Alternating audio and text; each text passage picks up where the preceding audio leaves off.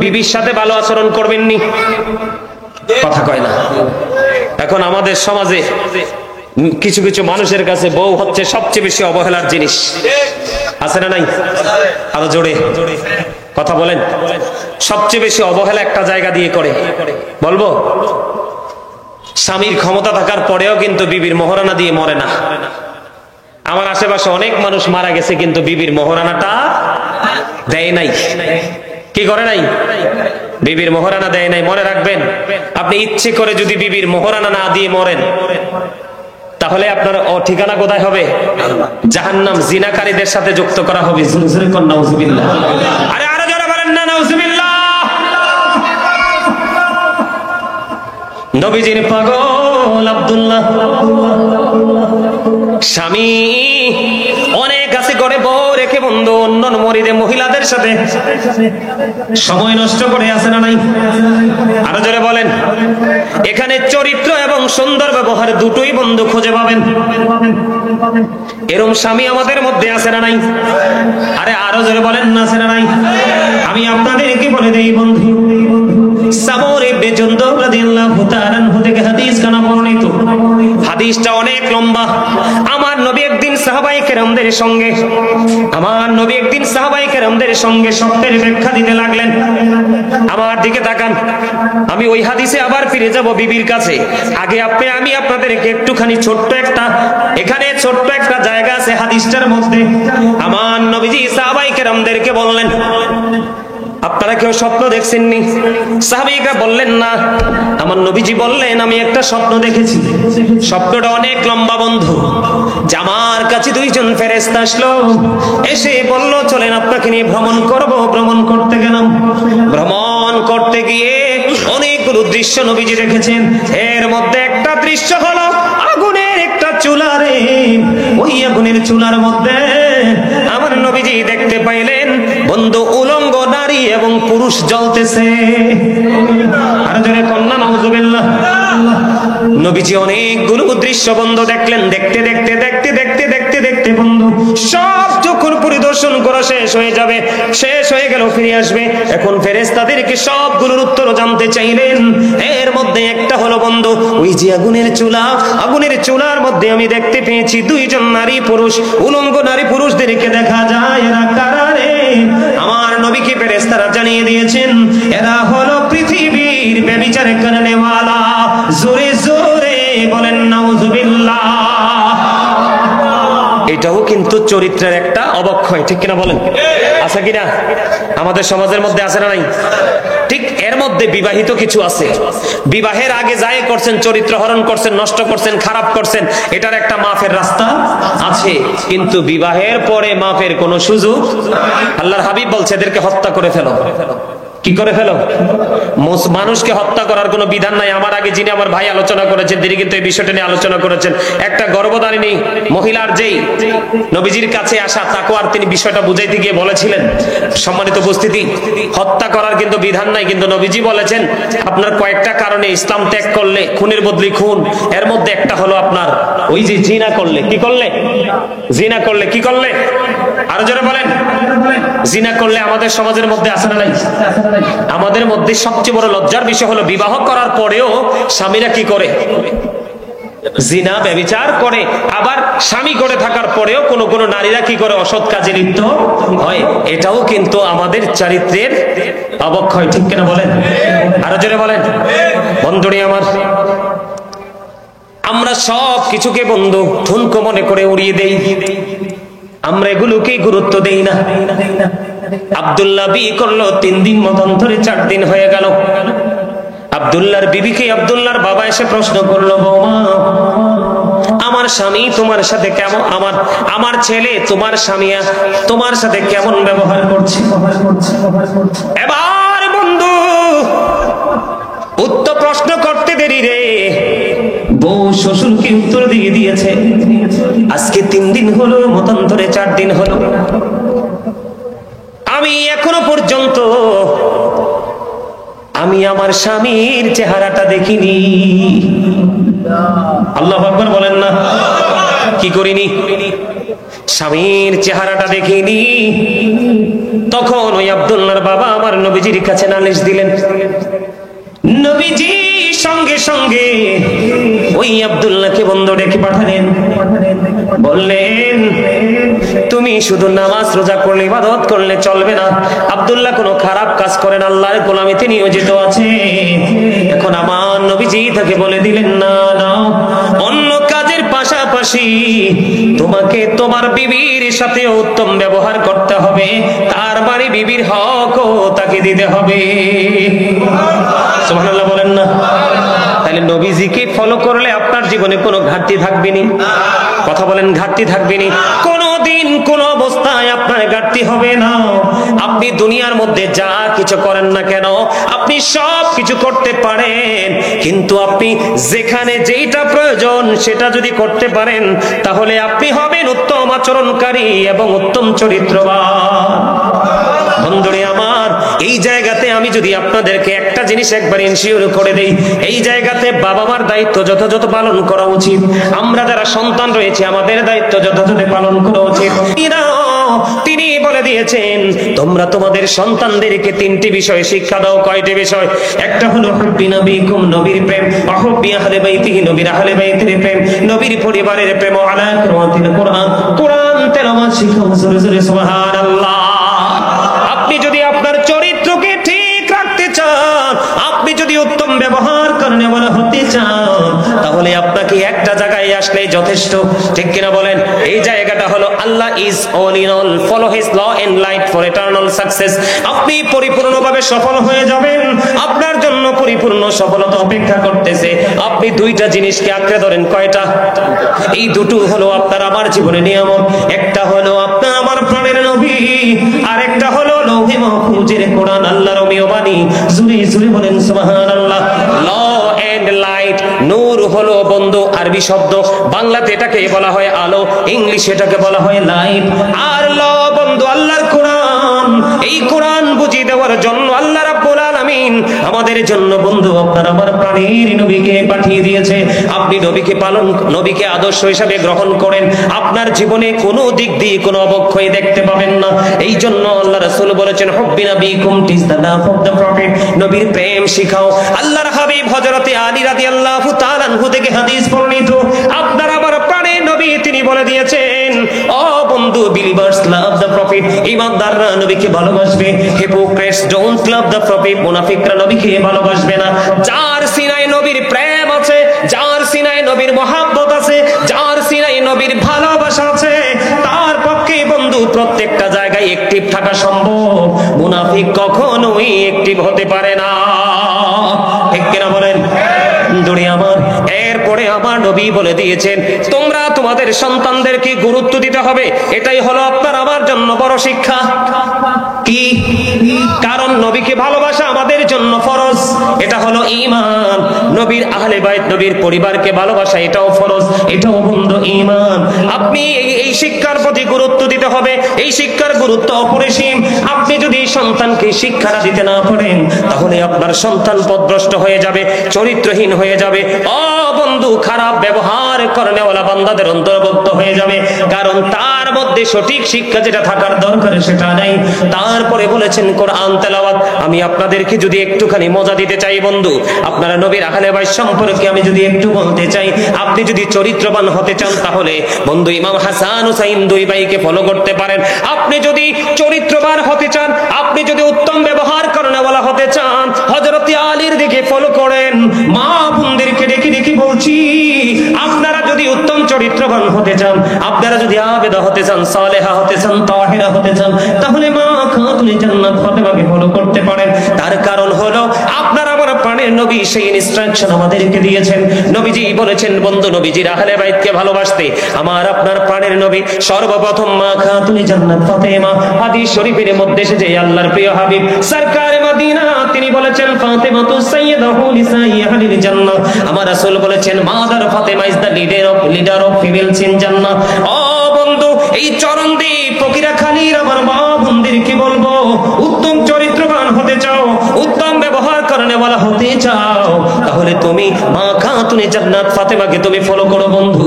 নবীজির কাছে একদিন নবীজির কাছে মা ফাতেমা গেলেন কাজের বুয়া বাদির জন্য বন্ধু। যাওয়ার পরে মা রাসূল নিষেধ করে দিলেন। তারপরেও যদি বন্ধু মাঝে মাঝে মা ফাতেমা ক্লান্ত হয়ে যেতেন, একজন সহযোগী নিয়ে নিতেন। ও বন্ধু, আমরা দেখি বাংলাদেশে আপনি যদি ব্যবহারের কথা বলেন, চরিত্রের কথা বলেন, তাহলে এটাও কিন্তু বড় একটা জায়গা। কয়েকদিন আগে আপনাদের ইয়াতে দেখেছি, টিভিতে দেখেছি, আপনাদের মুরাদপুরে একটা মেয়েকে বন্ধু গরম লোহা বন্ধু গরম করে লোহা তার পিঠের মধ্যে সেক দিয়েছে, দেখছেন কিনা? কথা বলেন না কেন? দেখেন না আপনারা খবরটা? ঢাকা থেকে 71 টেলিভিশনের সহযোগিতায় বন্ধু এসছে তাদেরকে ধরার জন্য, তাদেরকে বাড়িতে পায়নি। তারা দেখেন কাজ বুঝে না পাইলে অবুঝ অবলা মেয়েদেরকে তারা আঘাত করে গায়ে বন্ধু, এমন আঘাত করে যে এটা তার জীবনে ভোলা যায় না। মা ফাতেমা শিক্ষা দিয়েছে, মা ফাতেমা বলেছে ব্যবহার কেমন করে করতে হয় শিখো, তোমার চরিত্রকে কিভাবে ধরে রাখতে হয় সেটা শিখো। কাজ বুয়া যখন কাজ করতে করতে ক্লান্ত হয়ে যায় তখন তুমি সেখান থেকে কাজটা শুরু করো, ওই বুয়াকে একটু বিশ্রাম করতে দাও, কারণ সেও তো তোমারই মতো রক্ত মাংসে গড়া মানুষ। কথা বলেন না কেন? এই শিক্ষা মহিলাদের ভিতরে আসেনি? ম্যাক্সিমাম বড় লোকের বেটির কাছে নাই, গরিবদের কাছে এখনো গেলে সেটা পাওয়া যায়। কথা বলেন না কেন? পাওয়া যায় কি যায় না? আমি আপনাদেরকে যদি ব্যবহার শিখাইতে চাই, উত্তম চরিত্রবান যদি হতে চান বন্ধু, নবীকে ভালোবাসতে হবে, নবীর আহলে বাইতকে ভালোবাসতে হবে।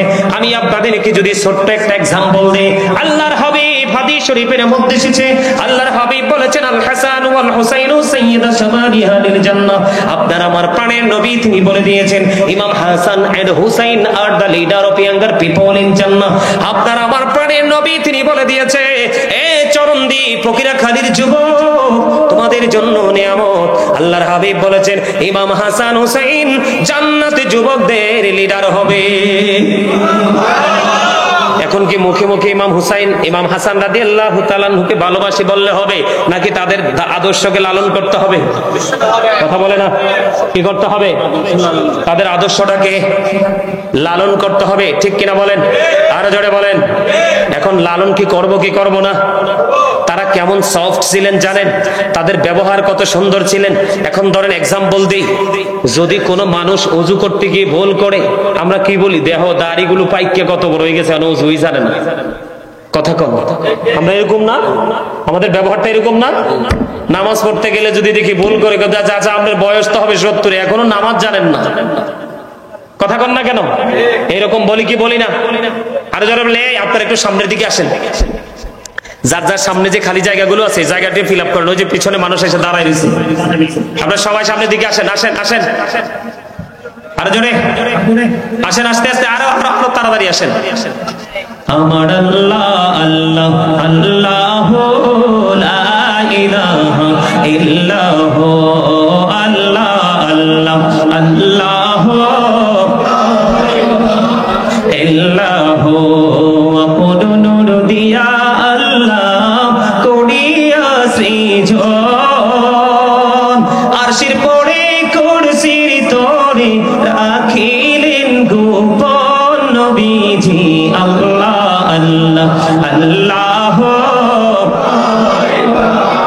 ইল্লাহু আল্লাহ আল্লাহ আল্লাহ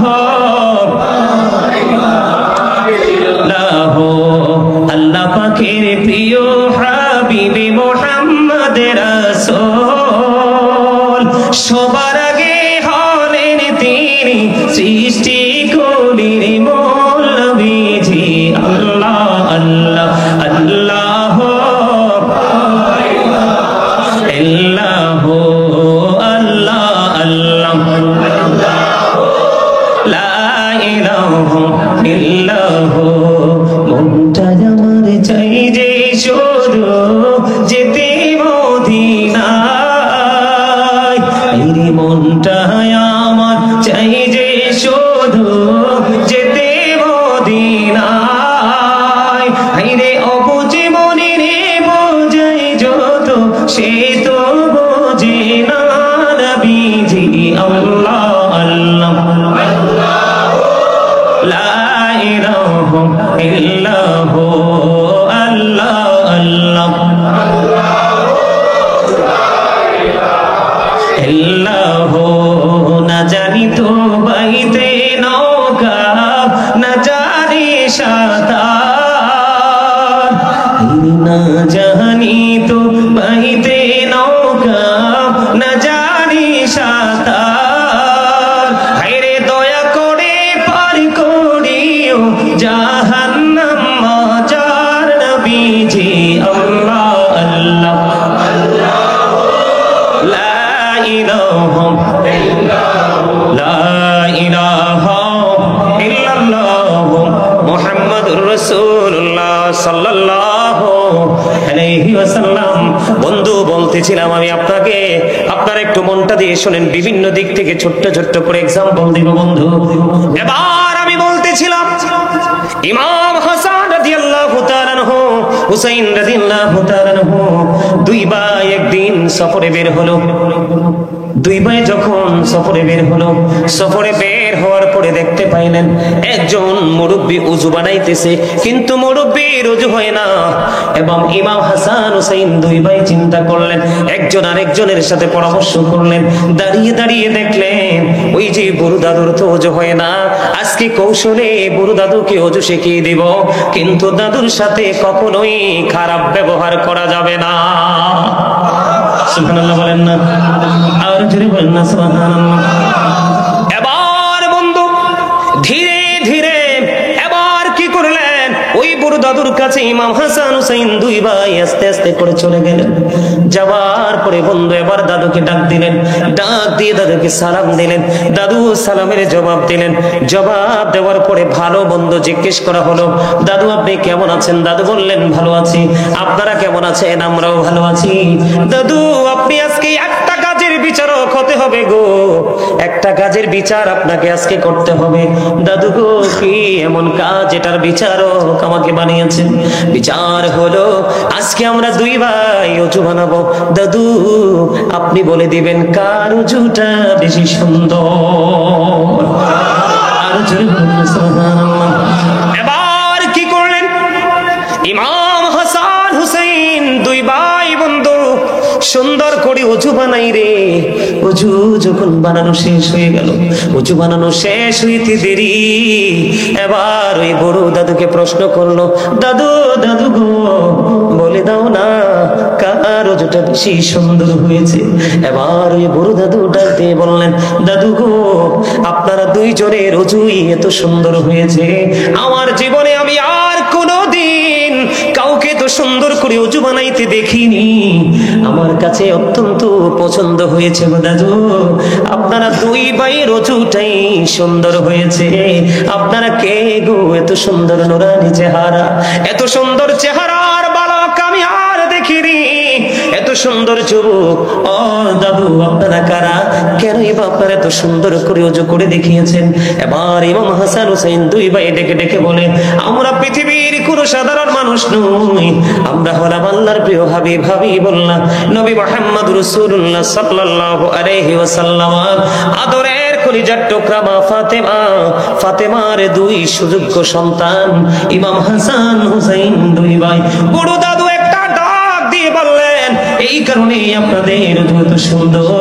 ওই দুই ভাই বলেছেন এই উযু আমাদের প্রাণের কলিজার টুকরো নানা আমাদেরকে শিখিয়েছে। সুবহানাল্লাহ। ওই বুড়ো দাদু নিজেই বন্ধু স্বীকার করেছে আপনাদের উযুটাই সুন্দর হয়েছে, আমার উযুটাই সুন্দর হয়নি। এখানে আপনারা দেখেছেন দুই ভাইয়ের ফুলের চরিত্র কত সুন্দর, ফুলের মতো বন্ধু, আচরণ কত মিষ্টি, কোন ধরনের কোনো প্রেসার নেই, কৌশল করে বন্ধু দাদুকে উযু শিখিয়ে দিয়েছেন। এমনি ইমাম হাসান হুসাইন দুই ভাই আমার নবীজি সাহাবায়ে কেরামের জীবনী থেকে আমরা অনেক উত্তম আচরণ, সুন্দর আচরণ, উত্তম চরিত্রের মিশাল আমরা খুঁজে পেয়েছি বন্ধু। আমরা সেই দিকে দাবিত হতে হবে। জীবনে আপনি যত ভালো কাজ করেন, যত দান সদকা করেন, যত ধরনের ভালো কাজ করেন, আপনার ব্যবহার এবং চরিত্র এই দুটো যদি ঠিক না থাকে বন্ধু, আপনি কখনোই জান্নাতে যেতে পারবেন না। এই দুটোকে ভালো করার দরকার আছে না ভাই? আছে। সম্মানিত উপস্থিতি, ব্যবহারের কথা যদি বলি, এখন আমাদের সমাজের মধ্যে দেখবেন বিপদে পড়লে যদি একজন 5টা টাকা হাওলাত চায়, মানুষ কিন্তু দিতে চায় না। কথা বলেন চায়, কিন্তু সুদের কথা বলেন দেখবেন কতজন দিতে আসে। আছে না নাই? আরো জোরে বলেন, আছে না? আওলাদ চাইলে বলবে নাই। যখন আপনি সুদের মাধ্যমে কোনো বিনিময়ে পাবে দিতে বলবেন, তখন দেখবেন টাকার কোনো অভাব হবে না। এটা কি ভালো ব্যবহার? আরো জোরে বলেন না। এই ব্যবসাটার সাথে যারা যুক্ত পরোক্ষ যেইভাবে যুক্ত, সবার অপরাধ সমান। সবার অপরাধ কি সমান? নবীজি মেরাজে গেলেন, মেরাজে যাওয়ার পরে জাহান্নামের মধ্যে দেখতে পাইলেন এক একটা মানুষের পেট এক একটা ঘরের মতো বড় বড়। জিব্রাইলকে প্রশ্ন করেন, ভাই জিব্রাইল এরা কারা? জিব্রাইল উত্তর দিয়ে দিয়েছেন, এরা সুদখোর। আর যদি কর না, এরা কি সুদের টাকা দিয়ে মসজিদ বানাইলে লাভ হইব? যারা সুদ খায় তারা কি চরিত্র ঠিক আছে নাকি চরিত্র নষ্ট হয়ে গেছে? যারা মানুষকে কষ্ট দিয়ে সুদের টাকা উপার্জন করে তাদের ব্যবহার কি ভালো না খারাপ? তাহলে আপনারা একটু বিবেচনা করে দেখবেন, একটু বিবেচনা করে দেখবেন, চরিত্র এবং ব্যবহার এই দুটো কিন্তু কাছাকাছি। দুটো কি? যার চরিত্র খারাপ তারই ব্যবহার খারাপ, আর যার ব্যবহার খারাপ মনে করবেন এটারই চরিত্র খারাপ। কথা বল না কেন? এই দুটোকে সুন্দর করতে হলে আপনাকে রাসূল প্রেমিক হতে হবে। কি হতে হবে? রাসূল প্রেমিক হতে হবে। রাসূলের সাথে প্রেম করবেন, আপনি কি হয়ে যাবেন? ধন্য হয়ে যাবেন। অন্যথায় আপনি নগণ্য হয়ে যেতে হবে। ঠিক না বে ঠিক? এখন রাসূলকে তো পাবেন না, রাসূল তো আমাদের কাছ থেকে চলে গেছে। নবীর প্রেমিক যারা, আশিক যারা, গভীর প্রেমিক যারা, তাদেরকে নবীজি স্বপ্নযোগী দিদার দিবে। এমনিতে তো সরাসরি নবীকে দেখার কোনো সুযোগ, পাওয়ার কোনো সুযোগ নেই, কিন্তু নবীর আদর্শটাকে আমরা পেয়েছি, এটাকে আমরা সারা জীবন ধরে রাখতে পারবো। কার মাধ্যমে? হক্কানি আলেমদের মাধ্যমে। আপনাদের চট্টগ্রামের মানুষের কিন্তু চরিত্র খারাপ হওয়ার কথা না, কারণ সারা বাংলাদেশের মানুষ জানে সুন্নিয়তের শহর হলো চট্টগ্রাম। ঠিক কিনা বলেন? আরো জোরে। সুন্নিয়তের শহর কি? যার মধ্যে সুন্নিয়ত আছে তার চরিত্র এবং ব্যবহার কোনোটাই খারাপ হতে পারে? আরো জোরে বলেন, পারে? পারে না। সম্মানিত উপস্থিতি, আপনাদের আমাদের সমাজে গান বাজনা হয়নি? আরো জোরে বলেন, হয়নি? আপনি যদি নামাজ পড়েন, আপনি যদি হজ করেন, আপনি যদি রোজাও রাখেন, তারপরেও আপনার ঠিকানা হবে জাহান্নাম। শুধু গান বাদ্যযন্ত্র প্রেমিক হলে, মাঠে পানি দিলে যেমনি ফসল জন্ম হয়, ঠিক তেমনি ভাবে এই অশ্লীল শব্দ দ্বারা গান রচনা করে, মিউজিক অ্যাড করে, যেটা আপনার সামনে তুলে ধরা হয়, এটার মাধ্যমে মানুষের মনের ঘরে নোংরামি সৃষ্টি হয়। আরো জোরে বলেন নাউজুবিল্লাহ। এই একটা সময় আসবে কিয়ামতের আগে মানুষকে মাটিতে গ্রথিতকরণ করা হবে, চেহারা বিকৃত হয়ে যাবে। তারা তাওহীদও মানবে, তারা রিসালাতও মানবে, তারা রোজাও রাখবে, তারা হজও করবে, তারা নামাজও পড়বে, ইয়া রাসূলুল্লাহ, তারপরেও কি সাজাটা বহাল থাকবে? নবীজি বললেন, হ্যাঁ, তারপরেও সাজাটা বহাল থাকবে। তার কারণ কি? গান বাদ্যযন্ত্র প্রেমিক হবে এবং মদের আসর বসাবে। সমাজের মধ্যে আছে না নাই? যে গান বাজনার আয়োজন করে, গান বাজনার নামে মদ খায়, বিভিন্ন নেশা করে, এরা কি কখনো উত্তম চরিত্রবান হতে পারে? এই ব্যবহারটা কি ভালো? এই ব্যবহারটা খারাপ না? এমনি করে করে আপনি প্রত্যেকটা জায়গা, প্রত্যেকটা সেক্টর, প্রত্যেকটা প্লেসকে দেখবেন। আপনি যদি একটু সূক্ষ্মভাবে হিসাব করেন, আমি যদি আপনার উত্তম চরিত্র এবং ব্যবহার নিয়ে আরেকটু কথা বলি, আমাদের বাংলাদেশে কিন্তু সামাজিক অবক্ষয়, মানসিকতারও অবক্ষয় এমন ভাবে হয়েছে যেটা কল্পনা করা যায় না। আপনারা জানেন কিনা জানি না, এই আপনাদের এই চট্টগ্রামে, এই চরণদ্বীপ ফকিরাখালীতে মানুষকে একজনকে দাওয়াত দিলে তিনজন যায়নি। আরে ওমা, যায় না বল, একজনকে দাওয়াত দিলে তিনজন যায় না? কথা বলেন, যায় কি যায় না? এটা যে ইসলাম সাপোর্ট করে নেই, ব্যবহারটা যে ভালো না, এটা জানেননি? জানেন? যে জানেন আলহামদুলিল্লাহ, যে জানেন না তাকে একটু বলে দেই। সম্মানিত উপস্থিতি, একজন দাওয়াত দিলে তিনজন যাওয়া যাবে না, আবার দাওয়াত রেখে দাওয়াত মিস করা যাবে না। কি? একজনকে দাওয়াত দিলে দুইজন বা তিনজন যাওয়া যাবে না, আবার দাওয়াত রেখে দাওয়াত মিস করা। বড় আয়োজন করা হয়, আপনি একজন গেলেন না, এমনি করে করে 10 জন গেল না, 20 জন গেল না, তাদের খাবার কিন্তু রয়ে যাবে, অথবা এই খাবারটা নষ্ট হতে পারে। এখন হয়তো বা হবে না, কিন্তু হতেও তো পারে। পারে কি পারে না? এটার জন্য দায়ী হবেন যিনি দাওয়াত রেখে যাননি তিনি। আবার একজনকে দাওয়াত দিলে একজনের সাথে তিনজন যায় কি যায় না? একজনের সাথে দাওয়াত দিলে দুইজন যায় কি যায় না? দাওয়াতি এখনো 20 জন বাকি রয়েছে, 50 জন খেয়ে ফেলেছে। 50 জনের মধ্যে 20 জনই আপনার অতিরিক্ত একজন করে করে নিয়ে গেছে। কেউ ভাগিনা নিয়ে গেছে, কেউ নাতি নিয়ে গেছে, কেউ ভাতিজা নিয়ে গেছে, কেউ ছোট ছেলে নিয়ে গেছে। এমনি করে করে মূল দাওয়াতি 20 জন বাকি রয়েছে। এই 50 জনের মধ্যে 20 জন অথবা 25 জন অতিরিক্ত একজন করে নিয়ে গেছে। এখন খাবার আছে না নাই? খাবার নাই। সেই এই যে 20 জনকে সে আর খাবার দিতে পারবে না। এই লজ্জার জন্য দায়ী হবে যারা অতিরিক্ত ওনাকে ইনফর্ম না করে, ওনাকে না জানিয়ে যারা গিয়েছে তারা। কথা কি বুঝতে পারছেন? আরো জোরে বলেন, পারছেন? বিয়ে কি পবিত্র কাজ না? আরো জোরে বলেন। এখনকার চরিত্রহীন সন্তান বেশি নাকি চরিত্রবান? কথা কন না কেন? ভয় পান নাকি? এখনকার যুগের আমি সব সময় প্রায় ওয়াজে বলে থাকি, মুরব্বীদের অন্তর আল্লাহ আল্লাহ রাসূলের প্রেম ভালোবাসায় ভরা, আর এই প্রজন্মের ম্যাক্সিমাম যুবক যুবতীদের অন্তর হিংসা, নোংরামি আর আত্মগরিমায় ভরা। ঠিক কিনা বলেন? একমাত্র কারণ হলো দিনের শিক্ষা না থাকার কারণে। গতকালকে আমি সেই বিষয় নিয়ে লম্বা আলোচনা করেছিলাম। গতকালকের প্রোগ্রামে এই জিনা ব্যভিচার নিয়ে, জোরে বলেন না নাউজুবিল্লাহ, নিয়ে এটা লূত আলাইহিস সালামের জামানায় ছিল বলৎকার।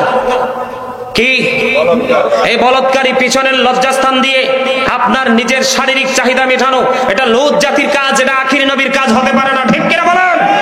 আর জোরে আপনি কি বলবো চরিত্র নিয়ে ওয়াজ বিভিন্ন দিক থেকে আপনাদেরকে এক্সাম্পল দিয়েছি। কারো কাছে ভালো লাগবে, কারো কাছে খারাপ লাগবে, আই ডোন্ট কেয়ার। আমি যতটুকু অর্জন করেছি ততটুকু থেকে আমি আপনাদেরকে বলে দিতে চাই। আল্লামা ইবনে হাজার আসকালানী হাসান ইবনে জাকওয়ান রাদিয়াল্লাহু তাআলা আনহু থেকে তিনি বর্ণনা করেছেন। বলবো?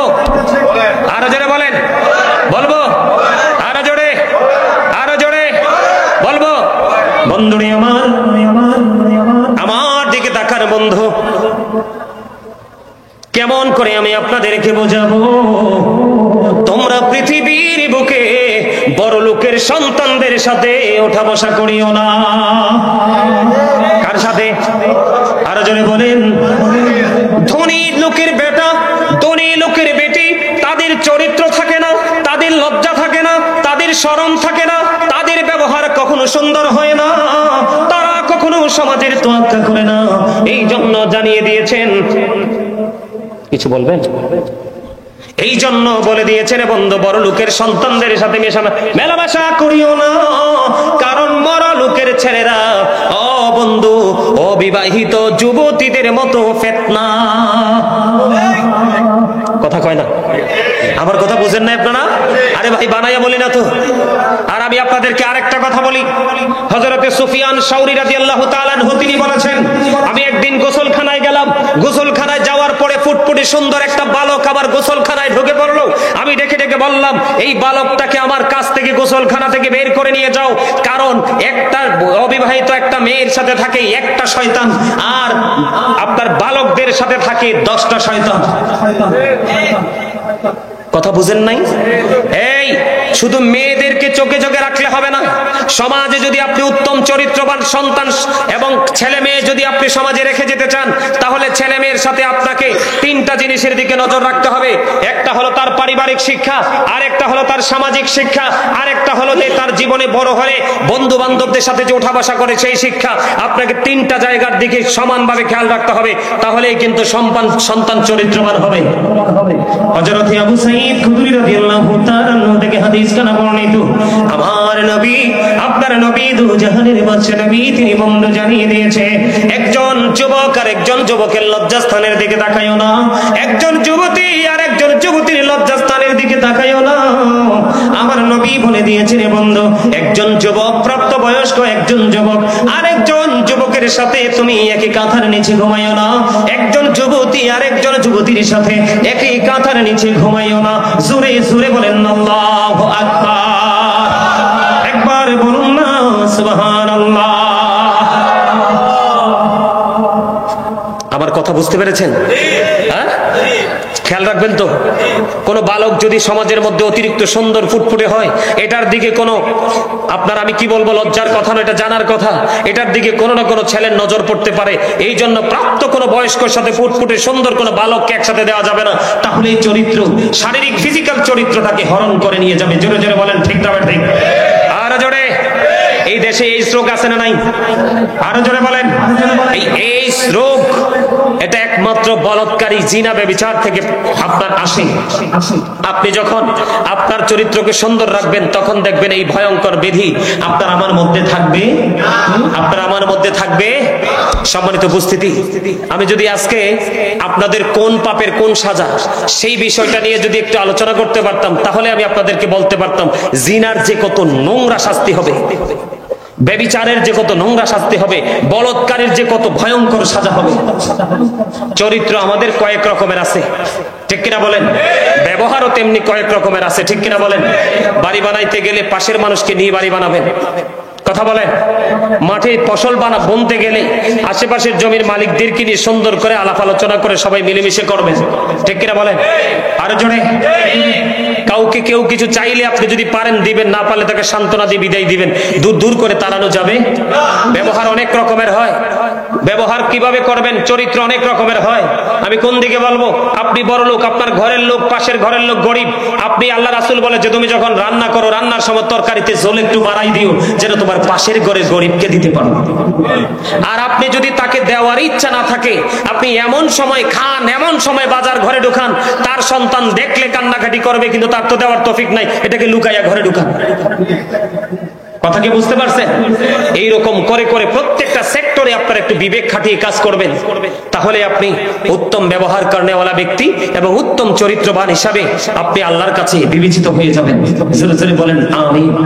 সম্মানিত উপস্থিতি, এই সুন্দর জায়গাটাকে আরো বেশি সুন্দর করতে হলে আমি শুরুতে একটু জিকির নিয়ে কথা বলেছিলাম, মনে আসেনি?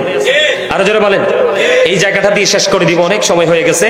এই জায়গাটা দিয়ে শেষ করব। সেই জায়গাটা হলো আপনার জিকির কিভাবে করবেন। সুবহানাল্লাহ, আল্লাহর জিকির, আলহামদুলিল্লাহ জিকির, আল্লাহু আকবারও জিকির, লা ইলাহা ইল্লাল্লাহও জিকির। কাউকে ভালো কাজের জন্য ডাকা, এটাও জিকির। কাউকে মন্দ কাজের জন্য ডাকা, এটাও জিকির। কথা কি বুঝতে পারছেন? নামাজ পড়তেছেন, এটাও জিকির। হজে গেছেন, সেটাও জিকির। হজ হলো জিকিরের জুলুস, কারণ যেটা বিভিন্ন জায়গা পরিদর্শন করে সম্পন্ন করতে হয়।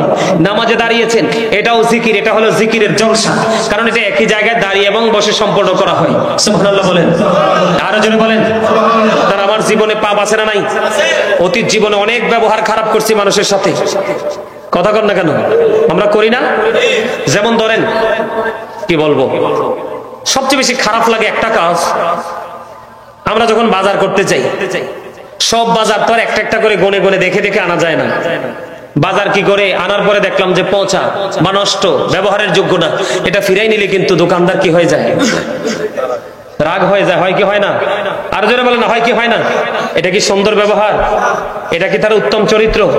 কথা বলেন, এটা কি তার উত্তম চরিত্র? তো এইরকম ধরনের পাপের কোনো শেষ আমাদের, সকাল থেকে সন্ধ্যা পর্যন্ত, ঘরে থেকে বের হয়ে বিছানা পর্যন্ত আমাদের পাপের কোনো শেষ নাই। সম্মানিত উপস্থিতি, এই সবগুলো পাপকে আমরা আজকে ধূলিসাৎ করার একটা সিস্টেম আজকে শিখে যাব। পাপকে ধুয়ে মুছে পরিষ্কার করার শিক্ষা আমরা আজকে নিয়ে যাব। সেটা হলো সর্বশ্রেষ্ঠ জিকির, নামাজ। কি আরো যারা বলেন না, এখন কি কাল? কথা বলেন, এখন কি কাল? শীতকাল। আল্লাহর হাবিব শীতের দিনে বের হলেন। বের হওয়ার পরে তিনি দেখলেন গাছের পাতাগুলো ঝরে ঝরে পড়ে যাচ্ছে। পরে না শীতের দিনে? সুপারি গাছ, তাল গাছ, নারিকেল গাছ, এরকম কিছু গাছ ছাড়া ম্যাক্সিমাম গাছের পাতাই শীতে শুষ্ক হয়ে ঝরে যায়, ঠিক না? ঠিক। বন্ধুনি আমার, আপনার আমার প্রাণের নবী সরকারে মদিনা ইমামুল মুরসালিন শীতের দিনে বের হলো। শীতের দিনে বের হয়ে তিনি গাছের ডালা ধরলেন। গাছের পাতাগুলো জোরে জোরে পড়ছে। নবীজি গাছের ডালা ধরলো। গাছের ডালা ধরে আবু যর রাদিয়াল্লাহু তাআলা আনহুকে ডাক দিলেন। আবু যর উত্তর দিলেন, লাব্বাইকা ইয়া লাব্বাইকা ইয়া রাসূলুল্লাহ। আমার নবীজি ডাক দিয়ে বললেন, রে আবু যর, ওই গাছের দিকে তাকিয়ে দেখো, শীতের কারণে গাছের পাতাগুলো কেমনে শুষ্ক হয়ে জোরে জোরে পড়ছে। আল্লাহর বান্দা যখন একাগ্র চিত্তে আল্লাহ রাব্বুল আলামিনের দিদারের আশায়, আল্লাহ রাব্বুল আলামিনকে ভালোবেসে মায়া করে মহব্বত করে যখন আল্লাহর কুদরতি কদমে নামাজের মাধ্যমে সিজদা দিয়ে দিবে, ওই শীতের দিনের গাছের পাতার মতো তার জীবনের সবগুলো গুনাহ ঝরে যাবে। জোরে জোরে কন্যা সুবহানাল্লাহ। আপনার গুনাহগুলো থেকে মাফ পাওয়ার জন্য বড় কাজ হলো নামাজ। এটা হলো সর্বশ্রেষ্ঠ জিকির বন্ধু। যারা জিকির করে তারা জিন্দা, যারা জিকির করে না তারা মুর্দা। যদিও শারীরিক ভাবে মানুষ তাকে জিন্দা বলে, কিন্তু আত্মিক ভাবে সে মরে গেছে। আর যদি বলে হুজুর আজকের পর থেকে আমি আমার চরিত্রকে কাজে লাগাবো, উত্তম চরিত্রবান হিসাবে আমি নিজেকে প্রিপেয়ার করব, আমি উত্তম ব্যবহার করনেওয়ালা ব্যক্তি হিসাবে আমি নিজেকে প্রস্তুত করব, এটার জন্য সবচেয়ে বড় অস্ত্র হলো সূরা আনকাবুতের মধ্যে আল্লাহ রাব্বুল আলামিন বলে দিয়েছেন, ইন্নাস সালাতা তানহা আনিল ফাহশাই ওয়াল মুনকার। বন্ধু নামাজ মানুষকে খারাপ কাজ থেকে, অশ্লীল কাজ থেকে, সকল নোংরা কাজ থেকে বাঁচিয়ে রাখে। আর জোরে কন্যা সুবহানাল্লাহ। তাহলে আমাদেরকে এই উত্তম চরিত্রবান হতে হলে আমাদের দ্বীনের শিক্ষার কোনো কি নাই, বিকল্প নেই। আমরা দ্বীনের শিক্ষা অর্জন করব, এই শিক্ষা অর্জন করব আলেম ওলামাদের কাছ থেকে গিয়ে, আর সেই শিক্ষা অর্জন করে আমরা বাস্তব জীবনে বাস্তবায়ন করব, তাহলেই আমাদের জীবনে সফলতা সম্ভব। ঠিক কিনা বলেন? সম্মানিত উপস্থিতি, আর আলোচনা করছি না, অনেক লম্বা আলোচনা হয়ে গেছে। আমার আলোচনা দিয়ে আমি কতটুকু আপনাদেরকে বুঝাইতে পারছি আসলে জানি না আপনারা কতটুকু বুঝতে পেরেছেন, তবে এটুকু চেষ্টা করেছি। ব্যবহার কাকে বলে, আপনার চরিত্র কাকে বলে, আপনি আবার শারীরিক বলেন, মানসিক বলেন, সব ধরনের চরিত্র কয়েকটা এক্সাম্পল দিয়েছি। আশা করি যারা বোঝার বুঝে গেছেন, আর যারা বুঝবেন না তাদেরকে সারা রাত ব্যাপী বুঝাইলো সম্ভব না। ঠিক কিনা বলেন? সম্মানিত উপস্থিতি, এই দুটো জিনিসের দিকে খেয়াল রাখবেন। এই যে মুখ এবং লজ্জাস্থান, মুখ এবং লজ্জাস্থান, এই দুটোর দিকে কড়া নজর রাখবেন। কি রাখবেন? এই দুটোর দিকে কড়া নজর রাখবেন। এই দুটোকে যদি আপনি কি করতে পারেন, দায়িত্ব নিয়ে হেফাজতে রাখতে পারেন, তাহলে আল্লাহর হাবিব বলেছেন আপনার জান্নাতের দায়িত্ব নবীজির কাছে। আরেকটা মজার কাজ হলো আপনারা চলার পথে চক্ষুটাকে নিচু করে রাখবেন। চোখ উপরের দিকে তাকিয়ে শুধু বারবার চতুর্দিকে তাকাবেন না। বাইসেস মনে করলেন একটা মেয়ে রাস্তা দিয়ে হেঁটে যায়, পর্দা টর্দা নাই, আপনি দেখে ফেলেছেন। প্রথমবার দেখেছেন, আপনি বেঁচে গেছেন, কিন্তু সেকেন্ড টাইম যদি আবার তাকান তাহলে কিন্তু আপনি পাপী হয়ে যাবেন। কি হয়ে যাবেন? চরিত্র কিন্তু চোখেরও আছে, চরিত্র কিন্তু মুখেরও আছে, চরিত্র কিন্তু কানেরও আছে, চরিত্র কিন্তু হাতেরও আছে, চরিত্র কিন্তু পায়েরও আছে, সবকিছুর আছে। আছে কি নাই? তা আপনি বুঝে নেবেন কোনটাকে কোন চরিত্রে আপনি দেখতে চান। এটা আপনার উপর ডিফাইন করবে, এটা আপনার মানসিকতার উপর নির্ভর করবে। কথা কি বুঝতে পারছেন? সম্মানিত উপস্থিতি, আমার এই অসমাপ্ত আলোচনা এখানেই সমাপ্ত করতে চাই। আমার আলোচনায় আপনারা যদি কষ্ট পেয়ে থাকেন আল্লাহর ওয়াস্তে ক্ষমা করে দিবেন। যদি ভালো লেগে থাকে আপনারা আমার আলোচনার উপর ভিত্তি করে এবং আজকের মাহফিলের শুরু থেকে এই পর্যন্ত যত আলোচনা হয়েছে প্রত্যেকটা ওয়াজকে মনে রেখে রেখে জি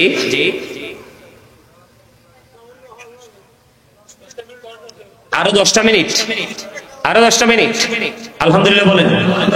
আরো 10টা মিনিট যদি করি তাহলে একটু প্রেম নিয়ে করবো। কে নিয়ে? আরো জোরে। ভালোবাসা নিয়ে। কার ভালোবাসা? কার ভালোবাসা? রাসূলের ভালোবাসা। কার ভালোবাসা? রাসূলের ভালোবাসা। মুরব্বি একটু আবদার করেছেন 10 মিনিট, আমি আর 10 মিনিট আলোচনা করব ভালোবাসা নিয়ে। ভালোবাসাটা কেমন করে করতে হয় বন্ধুরে আমার, নবীকে কেমন ভাবে ভালোবাসতে হয়, ট্রেনিং, সেই ট্রেনিংটা আমরা কিভাবে নিব। আমি 10 মিনিট দুটো ঘটনা বলবো, দুটো ঘটনা বলার মধ্য দিয়ে 10 মিনিট শেষ হয়ে যাবে। সম্মানিত উপস্থিতি, আপনারা সবাই শুনছেন না যে হিজরতের রাত্রে নবীজিকে সাপে কামড় দিয়েছিল? হযরত আবু জি বলে সাফি কি নবীজিকে কামড় দিয়েছেন? আবু বকর কি? কাকে? তো না বুঝা জি বলেন কেন? এটা তো একবারে মুখস্থ ওয়াজ। কি ওয়াজ এটা? একবারে মুখস্থ ওয়াজ। সুন্নিরা সবাই এটা মুখস্থ করে রাখছে, করছে কিনা? আরো জোরে বলেন, আরো জোরে। বন্ধুনি আমার, আমরা তো নবীর উম্মত, নিজেদেরকে নবীর উম্মত বলে দাবি করি, কিন্তু নবীর আদর্শ, নবীর প্রেম আমাদের মধ্যে নেই। বন্ধুরে আমার, ওই হিজরতের রাত্রিতে গুহার মধ্যে যে আবু বকর সিদ্দিক রাদিয়াল্লাহু তাআলা আনহুকে যে সাপে কামড় দিয়েছিল, কেন কামড় দিয়েছিল? যেই সাথীকে আমার নবী এখনো রওজায় পাশে নিয়ে শুয়ে আছে। আমার গজলে আমি তুলে ধরেছিলাম, খেয়াল করেছিলেন কিনা বন্ধুরে আমার? ওই সাপ কি আমার নবীর সঙ্গী কি চিনল না? অবশ্যই চিনেছে। যা কিছু ছিল সব কিছু গায়ের জামা ছিঁড়ে ছিঁড়ে প্রত্যেকটা গর্তকে ফিল আপ করে দিল। একটা গর্ত ফিল আপ করার মতো কোনো কিছু ছিল না। হযরত আবু বকর সিদ্দিক রাদিয়াল্লাহু তাআলা আনহু পা দিয়ে বন্ধু গর্তে গর্তের মুখটা ফিল আপ করে দিল, আর সাপটা সবল মেরে দিল। সাপটা সবল মারতে দেরি করলো না। সাপটা যখন সবল মারলো, আবু বকরের শরীরে 20টা বন্ধু ছড়ে গেল, শরীরটা কম্পন আরম্ভ শুরু করলো। বন্ধু, একটা ফোঁটা চোখের পানি আমার নবীজির পবিত্র নুরানি চেহারা মোবারকের উপর পড়লো। আমার নবীজির একটু তন্দ্রাচ্ছন্ন ছিল, ভেঙে গেল। দেখার পরে তিনি দেখতে পাইলেন আবু বকরকে সাপে সবল মেরেছে। আমার নবীর পবিত্র মুখ জবান মোবারক থেকে থুতু মোবারক যখন লাগিয়ে দিল, 20 বন্ধু পরিপূর্ণ কি হয়ে গেল? ফিনিশ হয়ে গেল। সুবহানাল্লাহ। কিন্তু এখানে সবচেয়ে বড় মজার খবর হলো, সবচেয়ে বড় মজার জায়গা হলো, কেন গো ওই সাপটাকে সবল মারলো? ওই সাপটা কেন আবু বকরের পায়ে সবল মারলো? তার কারণ হলো বন্ধু, সাপ আবু বকরকে মারার জন্য সবল মারেনি, আবু বকরকে ধ্বংস করার জন্য সবল মারেনি। সাপের একটা কৌশল হলো সবল মারা, এছাড়া তার কাছে কোনো রাস্তা ছিল না বন্ধু। সাপটা সবল মারলো, তার কারণ হলো, সাপটা সবল মারার কারণ হলো আবু বকর যখন পাটা গর্তের মুখটার মধ্যে দিয়ে দিল, সাপ আমার নবীকে দেখতে পায় না। জোরে জোরে বলেন না সুবহানাল্লাহ। বন্ধুরি আমার, সাপ আমার নবীকে দেখতে পায় না, কিতাব প্রমাণ করেছে। সাপ আবু বকরকে সবল দিয়ে বুঝিয়ে দিল, আবু বকর তুমি পা সরায়া নাও, পা সরায়া নাও। আমার এই গর্তের মধ্যে বসবাসের বয়স হলো 1500 বছর। আবু বকর, আবু বকর তুমি পাটা সরিয়ে নাও, পাটা সরিয়ে নাও। আমি আমার প্রাণের নবীকে প্রাণটা ভরে দেখবো, কারণ আর আজকে পর্যন্ত আমার এই গর্তে বসবাসের বয়স হলো 1500 বছর ধরে অপেক্ষা করতেছি আমি আমার প্রাণের নবীর জন্য। জোরে জোরে বলেন না সুবহানাল্লাহ। বন্ধুরে আমার, আকির নামক একটা গাধা আমার নবীজি যখন পৃথিবী ছেড়ে চলে গেল, পৃথিবী ছেড়ে চলে যাওয়ার পরে আকি নামক গাধাটা সহ্য করতে পারলো না, নবীজির বিরহ সইতে পারলো না। 3 দিন 3 রাত্র মতান্তরে 4 দিন 4 রাত্র কোন ধরনের কোনো খাবার খায় না, কোন ধরনের কোনো পানি স্পর্শ করে না। গাধার মনের মধ্যে একটা শুধু চিন্তা, একটা শুধু শব্দ, তার হৃদয় রাজ্যে বসবাস করে, আরে প্রাণের নবী সরকারে মদিনা, আল্লাহর প্রিয় হাবিব আমার প্রাণের নবী কোথায় চলে গেল? এই বুঝি চলে গেল, জীবনে আর কোনদিন প্র্যাকটিক্যালি নবীর কে আর দেখতে পাবো না। নবীর বিরহ সে মেনে নিতে পারলো না, নবীর চলে যাওয়া সে মেনে নিতে পারলো না। 3 দিন 3 রাত্র মতান্তরে 4 দিন 4 রাত্র সে কোনো খাবার বন্ধু স্পর্শ করলো না। সর্বশেষে গভীর সমুদ্রে চাপ দিয়ে সে তার নিজের জীবন দিয়ে দেয়। এইরকম প্রেম করতে পারলে কি হয়ে যাবে? আমাদের জীবন ধন্য হয়ে যাবে। আমাদের ব্যক্তি জীবনে এত বেশি গাদার কোনো গুরুত্ব নেই, আমাদের প্রয়োজনের মধ্যেও গাদার গুরুত্বটা পড়ে না, ঠিক না? ঠিক। কিন্তু রাসূলের সাথে প্রেম দেখছেন, কথা বলেন সম্মানিত উপস্থিতি, নবীর প্রেম নিয়ে যদি আমি কথা বলি শেষ হবে না। হযরত ওয়াইস করে নবীর সাথে প্রেম করে নবীজির জুব্বা মোবারক পেয়ে গেল, ঠিক কিনা বলেন? উহুদের ময়দানে হযরত মালিক বিন সিনান রাদিয়াল্লাহু তাআলা নবীজির রক্ত মোবারক চোষার কারণে নবীজি গোটা পৃথিবীকে জানিয়ে গেল যে তোমরা যদি জান্নাতে কোনো মানুষ দেখতে চাও তাহলে মালিক বিন সিনানকে দেখে না। সুবহানাল্লাহ বলেন না? সম্মানিত উপস্থিতি, আমরা যদি সেইভাবে রাসূলকে ভালোবাসতে পারি, আমরা যদি সেইভাবে রাসূলকে মহব্বত করতে পারি, তাহলেই কিন্তু আমাদের জীবনটা ধন্য। নামাজ যখন পড়তে যাব নবীজি যেভাবে শিখিয়েছে সেভাবে পড়ব, মা বাবার সাথে ভালো ব্যবহার যখন করব নবীজি যেভাবে শিখিয়েছে সেইভাবে করব, সমাজের মানুষের সাথে যখন ব্যবহার করব নবীজি যেভাবে শিখিয়েছে সেইভাবে আমরা করব, ঠিক কিনা বলেন? রাস্তায় যখন চলবো রাস্তার যে হক আছে সেই হক আমরা আদায় করব। এমনি করে করে প্রত্যেকটা জায়গায় একদিন একটা শিখবেন, একদিন একটা শিখবেন, একদিন একটা শিখবেন, এমনি করে করে করে করে দেখবেন আপনি একদিন দেখবেন সব কিছু আপনার আওতায় চলে আসবে, ঠিক কিনা বলেন? আপনার জীবনে কোনো অংশে কোনো কিছুর কোনো ঘাটতি, কোনো কিছুর কোনো অভাব থাকবে না। তবে সর্বপ্রথম আপনাকে হতে হবে 100% ইমানদার, 100% ইমানদার। তারপরে আপনার এগুলো হলো আমল। আল্লাহ যেন আমাদেরকে ইমানি ইসলামী জিন্দেগি যেন দান করে, সকলে বলুন আমিন। আরো জোরে বলুন আমিন।